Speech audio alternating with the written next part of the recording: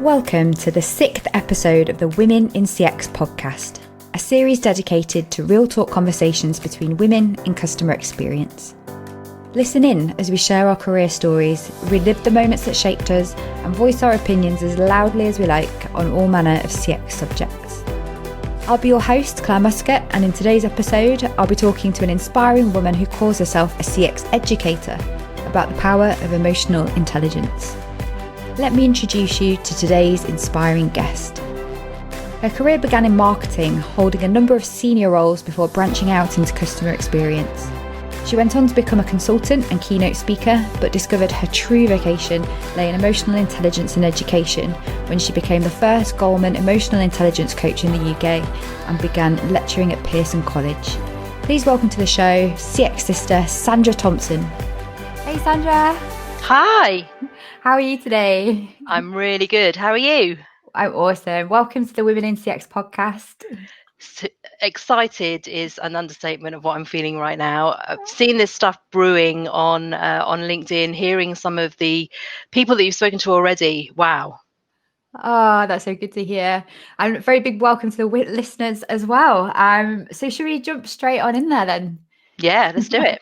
Okay, so today we're going to be talking about emotional intelligence, and it's absolutely fantastic to have an expert such as yourself in the room. Thank you.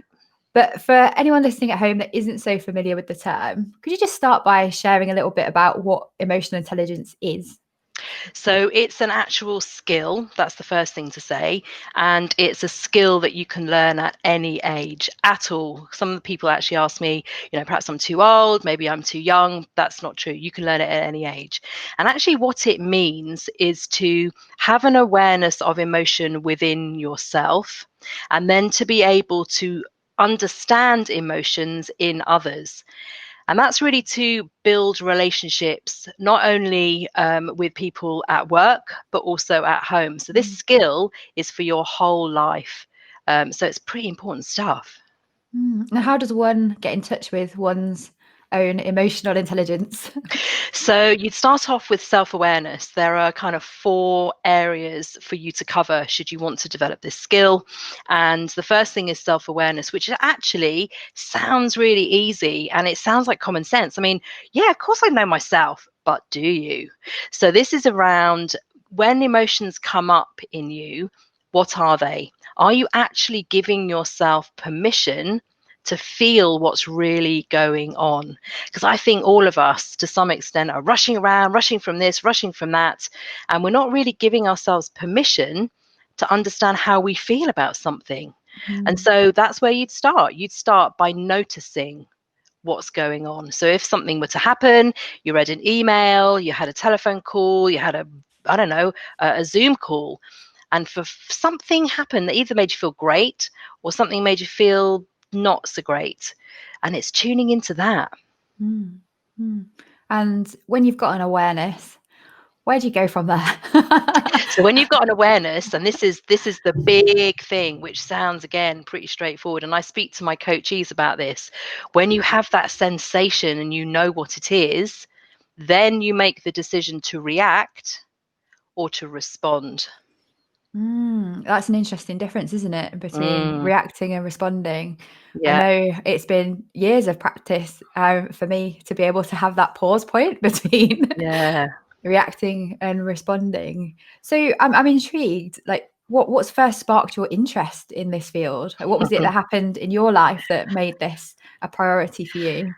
So we're going to have to go back a little while now. And this is when I was actually doing a master's in strategic communications.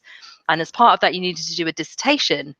And I love branding and I love marketing. That's what I was doing at the time. And someone had given me this book, this Daniel Goleman book, which was all about this idea that you didn't necessarily have to have IQ, intelligence quotient. If you had this thing called EQ, emotionally intelligence, you'd actually be able to smash it out of the park. And I was just like, I've got to read this. So I read it, and the dissertation that I wrote was all around branding and emotional intelligence. And that was back quite some time ago. And when I read that, at that time, there were only perhaps 3 or 4 books on the topic. And now there are hundreds of thousands. So it's probably about 18 years ago that I kind of came across this stuff first off. And have you changed, do you think, as a result of having this insight and skill and having become, I think it's the first UK coach to be qualified to train others? How's that?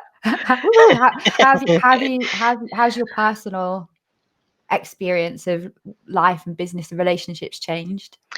Dramatically. Where to start with that? I think, I wrote about one particular experience on LinkedIn. Actually, just over a year ago, I slipped 2 discs in my back. And anyone who's had any back issues will know how excruciating that is. And I was probably about 6 months into my training of understanding. Now, this is quite a different thing. So understanding it cognitively, understanding it from an academic point of view, tick, had that all along. Actually understanding what it meant to have the skill was quite different. And because I'd done already a number of months, I felt like I was learning some of this stuff. So the old Sandra would have been angry and frustrated and aggressive, more than likely, with that amount of pain. But with the techniques that I'd learned and through the practices that I'd done, I found myself being really tolerant of people trying to help, accepting help, that was a big thing, and actually kind of going far more with the flow. And it's only when I wrote this down, I realized how much of a change it was for me. And when I talked to my friends about it, they were like, there's absolutely no way. How on earth did that happen? And I was like, I don't know. I don't know. It must have been this EQ stuff. And so I do put it down to that. It gave me a different set of glasses to wear, I think. And interesting, just picking up on a couple of the words that you spoke about there. Do you think that the inception point of this is the awareness itself? So being able to master something like your reaction to pain is different than managing your response to people. Like, where does it begin to manifest itself as something so powerful? You can deal with life's not just curveballs, but So I think that some of the breathing techniques that I had been taught, things like the body, people may know of the body scan. It's kind of in there with mindfulness. Some of those things. And focusing on everything that was well with me. I mean, of course, wasn't really able to stand or sit or do anything without feeling not too good. So I think that some of the physical things that I was taught helped definitely with managing the pain, no question about that. So I think many people will know many techniques in mindfulness that they could apply. They probably already are applying, but because I'd had back pain, I don't know, 7 years before, I don't think it was slip disc, and I knew then that my whole life was centered around this pain, and this time it wasn't. There'd obviously been a shift. Yeah, I've just been undergoing chiropractic treatment myself for a bruised disc. Oh, yeah, right. and dealing with the fact that it's probably never going to get better. I just have to manage it now. Sure. And yeah, emotionally, especially for someone who's very fit and active and really into the gym.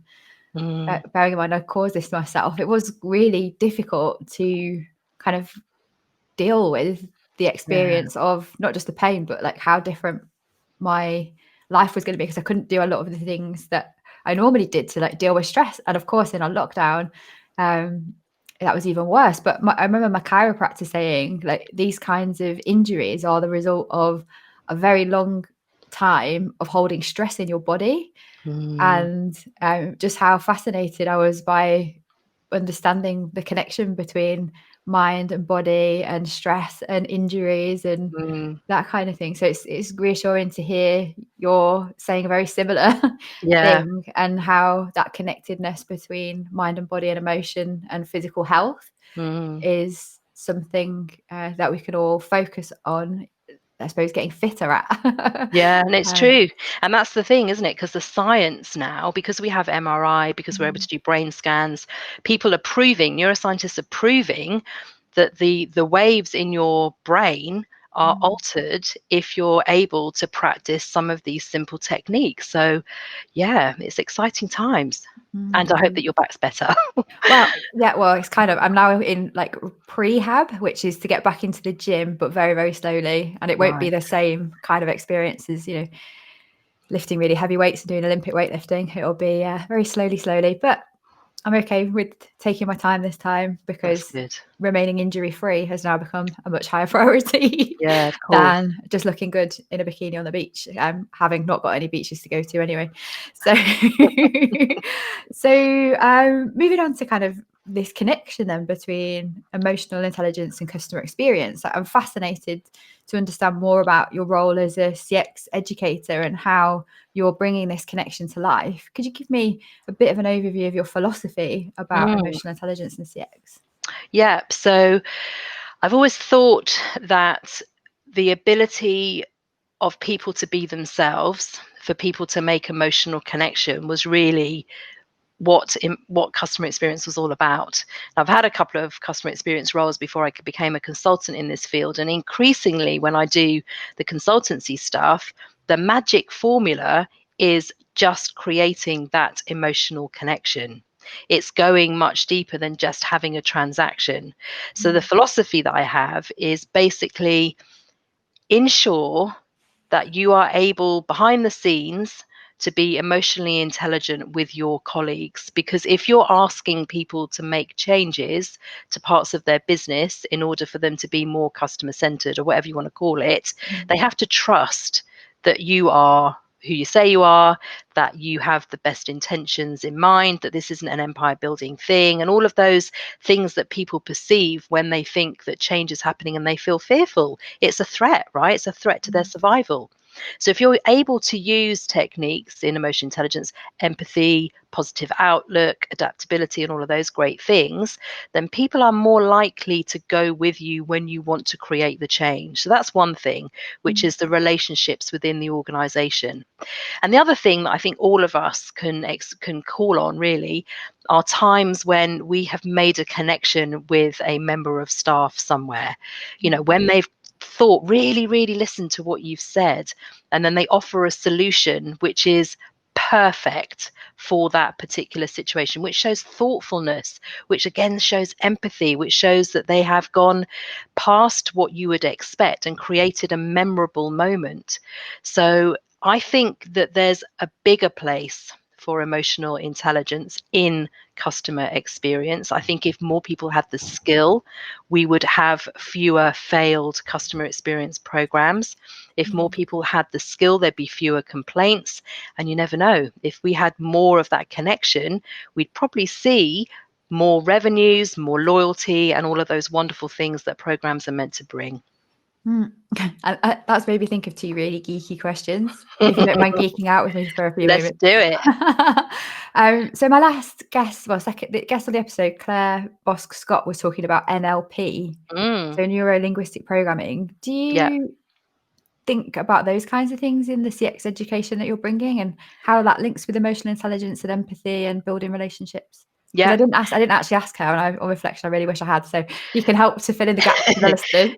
So there's a couple of things there. So NLP, I think, is critical, and I also think that clean language, although I'm still understanding what that is, my understanding of clean language and NLP as two techniques to build rapport, to build connection and understanding, are really important. So if we think of NLP, you are or you become what you're telling yourself or you say to others. So it's that classic thing of I'll try or I will. That's a simple example. Try kind of tells your brain, that's all right, don't bother, you should have a go. Will is positive, it's affirmative, it's determined. So in the language you use and the way that your brain responds to the language you use and how you would respond to some of the nuances in some of the language I use, it sounds technical. It's not really. I think it's just purposeful use of language. And I think sometimes, and I've definitely put myself in this position, I sometimes get lazy with the language I use. And then I realize I have to be far more intentional and clearly state using the right type of language to get the response I really need. Yeah, you just reminded me, someone was saying to me just this week about the language you use about yourself and how limiting even that can be. So, you said the difference between try and will. I've really caught myself now being conscious of that fact. I say a hell of a lot of negative things to And I think we myself and in do. my own speech. Yeah. Yeah, I think we do. And, if we think about the environment that we're in now, when things are tough, if you, and I can't prove this scientifically, I'm sure there's some science somewhere, but if we absorb too much of the negativity within social media or other channels without even realizing it, it's in our subconscious and we're regurgitating some of this stuff. So making a conscious choice on the things that influence us can help us get that NLP to a good place, or to use clean language more effectively. And my second geeky question was actually about artificial intelligence and things like sentiment analysis now. We're using a lot of technology to try to read people's emotions. What are your thoughts on the usefulness of that as a progressive CX tool or not? I'm kind of in two camps, because the more scientists I speak to about the methods they're using to create a tool to help gain awareness, I'm suddenly finding that I'm like, oh, well, I didn't think that before. Originally, I thought, do you know what? All this sentiment stuff is based on language. Communication is not just the written word. We know for a fact that verbal communication is something like 7% of our overall communication. Everything else is about what we're seeing now. It's about non-verbal stuff. It's your posture, it's your facial expression, it's the sounds that you're making, not just the words that you're using. So some people that I've met who do this sentiment analysis based on just language, I was getting a little bit hot about that, thinking, do you know, I'm not sure about that because the interpretation of it isn't right. But then I also spoke only last week to someone who's got a startup. They're taking all insight from Slack. So they'll basically scrape Slack of everything, the clips you share, the language you use, the frequency, all the stuff that you're sharing, and they create a profile on you based on your contribution. And the weird thing is, it seems quite accurate. Wow. So I think as time goes on, I think it will be a useful tool to help create conversation. I don't believe that it can be 100% correct, because we are too complicated at this moment in time for that. But hey, if you've got a machine that can beat a human on Go, who knows what the future holds, right? No, true. I had a similar conversation with a startup before lockdown that was using like video capture to do something similar. So reading people's body language, and they were looking at like, how could this be applied to like customer satisfaction scores and stuff? And I Right. really wasn't sure where I landed on that one. Yeah. But So the if notion there, of sorry. artificial intelligence and emotional intelligence, like Yeah. it's a I bit mean, there are, sci-fi. yeah, it is. And I think, the neuroscientists out there will say that if you're able to capture the micro expression, then you're onto something. If you base decisions on all facial expressions without the context of the situation, you're going to completely misread it, because what you think looks like anger is absolute delight. Or, the micro expression you get where someone shows something and then their conscious kicks in. They go, oh no, you mustn't look like that. Don't say that. Don't say that with your face. And then all of a sudden you kick into something else. Yeah. Sorry, I'm laughing because I've been told so many times you can read what I'm thinking, and I don't intend to obviously show that much. And also just the whole notion of having a resting bitch face sometimes when I'm listening. I don't actually disapprove. That is my listening face. Yeah. Yeah. What do you think about AI then? What's your view on that?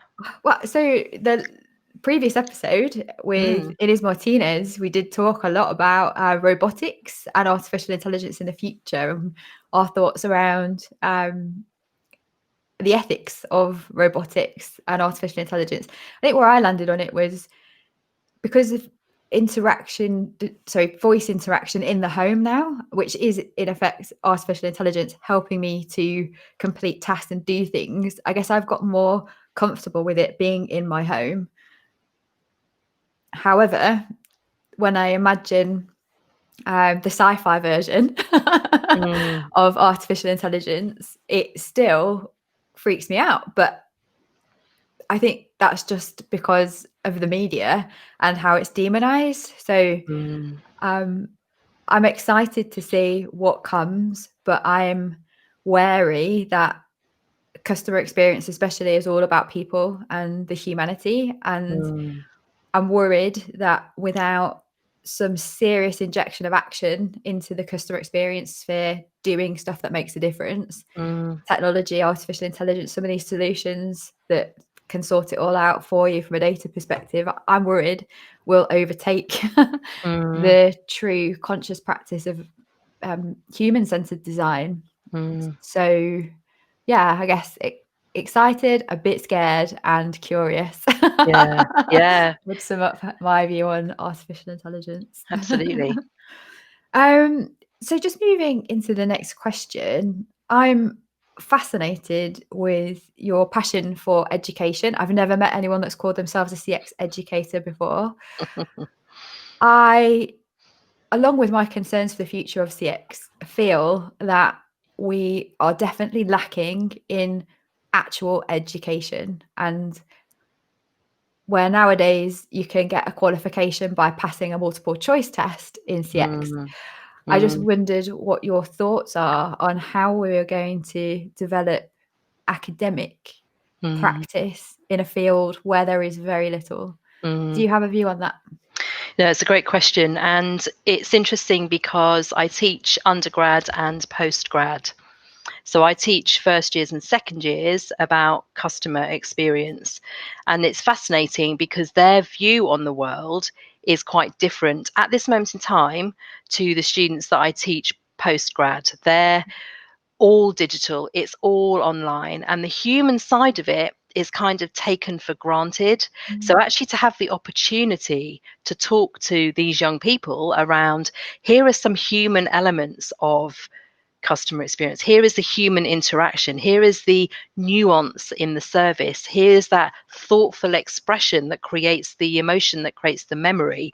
So that's quite a privilege actually to teach in London with these kind of every year, every autumn. My peers, my fellow tutors, all suddenly you'll get excited at who am I bringing in as a special guest? Is it someone from Dyson? Is it someone from Volvo? Who can it be? And it's really bringing it to life and showing them that there is a serious career for them in this if they want it. It's not just being doing this or just doing that. They can really propel themselves. That's one thing. And the other thing really is around people who have found themselves moving career, and sometimes they've just kind of gone with the flow, gone perhaps from marketing or operations or strategy into a CX role. And I feel very, very much the same as you, which is it's not a multiple choice. It's we actually give them in this postgrad course an assignment to do at the end, but in actual fact throughout the 5 weeks that we're running it, they've got interventions to learn the all way through. And that's actually behavioural science, it's neuroscience, it's psychology. It's not an awful lot from the CX books. There's a bit in there from CX books, but most of it comes from the science that proves the evidence on how humans work. And that's where I think all of a sudden the participants we have on the course suddenly go, that's the reason why we need to do that, or that's something we need to try because the science proves it. You know, I talked to some people about peak end rule. I'm sure that you know this one, the Daniel Kahneman work. And I say, you know, this is why answering complaints has got to be your number one. It's got to be up there as a priority to recover the situation, because actually these create indelible marks for people. And this is the science behind it. And we'd have a chat about that. So the opportunity to educate both at undergrad and postgrad, as I say, is really quite a privilege, because you see people taking this theory that you've kind of wrapped it up with a bow and given it to them as a gift, and all of a sudden they're trying things that they can prove in the boardroom that the science is there. Mm. It's a different ball game. I feel, as you can tell, really Very passionate passionate. about Yeah. it. Yeah, because I can see what it does for people. I think that's Mm. the thing. It's not just here's a case study of what somebody else has done. Here's some scientific fact that you can teach yourself. Apply this however you want to apply it. You Yeah. can do this yourself. What course is that? Sorry, just to give it a shout out. So it's the Applied Customer Experience course, which I run I have run it face to face out of Pearson, but I'm going to be running it online from September of this year. So, I guess actually this is my first shout out about it. So I'll be putting some more stuff on LinkedIn about it. But yeah, it's an online course, and we'll be running it from kind of mid-September. So is it part of a bigger degree or? Not yet. No. Yeah, that's another great question. Not yet. Where I teach, there are some conversations going on, so hopefully something will happen there. A She degree in says. CX, that'd be She, amazing. it, There aren't any, are there? There isn't actually a degree in CX anywhere. I'm aware of there's a kind of customer service. There's customer service business management blend, but I'm not aware of anything in that No, space yet. I think we need something for the future. I do really dream that at some point somebody is going to take on the mantle of creating real CX education as a career path that comes with a degree or a master's or even a PhD. But yeah, I guess are we way off there, because it is a fusion of so many disciplines. And I really liked the point that you made about the foundation being human psychology. And like for me, I did a master's in marketing, and we spent a real depth in time in consumer behavior, Right. in Yeah. order to drive what marketing decisions. But that was the thing that first turned me on to customer experience, was the psychology element of it. And similarly, immersing ourselves in stats and proving points, which is an academic framework for learning and for articulating why you have evidence to suggest that you believe something, right? And we don't have that generally in the CX community. What we have is a lot of evangelism and passion and belief, but not that much evidence, or we have an attachment to what we can see, which might be measurements, metrics, and insights, and zero action. So yeah, shout out to anyone listening. If you're in the education space, I'd definitely be up for helping to craft that course outline. Yeah, for sure. And I think that because so many new things are coming to the fore. I mean, even, we're talking about AI, we're talking about machine learning, we're talking about sentiment analysis, scraping data, personality profiles. All of these things are moving at such a pace. And yet I've taught customer experience for an established institution, and they seem to still roll out some of the models that I learned when I studied this particular course 20 years ago. And you're just thinking, come on, let's do this. There's loads of stuff in science to help us understand. Yeah. Well, I wrote a paper that was the beginning of a book that I hope I might publish one day, which is about like the CX. I called it the Cx Delusion, because I agree with you. It's based on such old-fashioned thinking, and nothing has been updated since to say there is a seminal piece of work that changes the game and brings in all of that multidisciplinary approach to fashion something that means universities would have textbooks to teach from that have proven evidence-based research or articles to lead from. But it sure is a big undertaking that I agree we need to move forward from.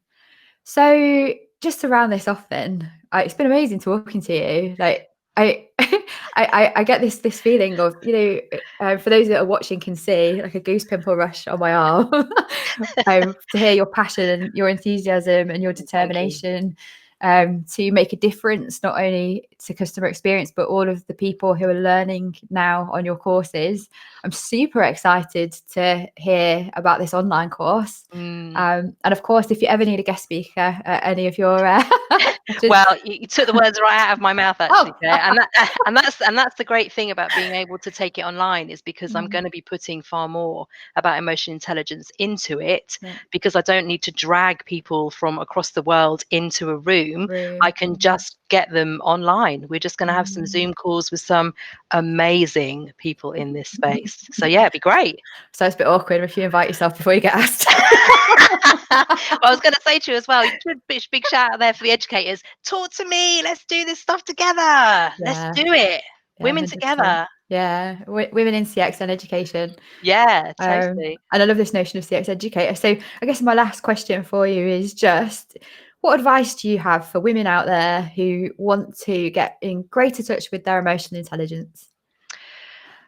Buy yourself a book, a plain book, and spend 2 minutes a day. Start off with a little timer of just 2 minutes, because I know that it's really difficult to commit to time every day, and just write down how you're feeling. The biggest way to unlock how to describe your emotions is just to find the words. People actually do want to talk about emotions, they just don't know how to. And so one of the first steps I invite my coachees to do is just to write something down once a day. Do that and let it flow. You'll find that you'll probably get to 5 minutes, maybe 10. And it really is I can't quite describe it, actually. It's going to take me a moment to think of the words, but it feels like you're connected to something that is bigger than you. And it also feels like you're really giving yourself some love. That's a great message to end on. And again, thank you. It's really inspirational to hear you talk so passionately. It's given me a really good reminder, actually, for myself, especially about the words I say to myself, and that moment of pause between thinking and reacting. I think it's going to be a valuable reminder for all of our listeners too. So just to say thank you so much for coming on the show today. It's been awesome. Thank you so much. And one final thank you to Joachim and our sponsors, Effectly. Brilliant. I'll see you again very soon, and looking forward to having the listeners back next week. Take care. Bye for now. Thanks for listening to the Women in CX podcast with me, Clare Muscutt. If you enjoyed the show, please drop us a like, subscribe, or leave us a review on whichever platform you're listening or watching on. And if you want to know more, please join us at womenincx.community and follow the Women in CX page on LinkedIn. Next week, we'll be getting commercial, talking to a woman whose expertise even has CFOs raving about customer experience. See you then.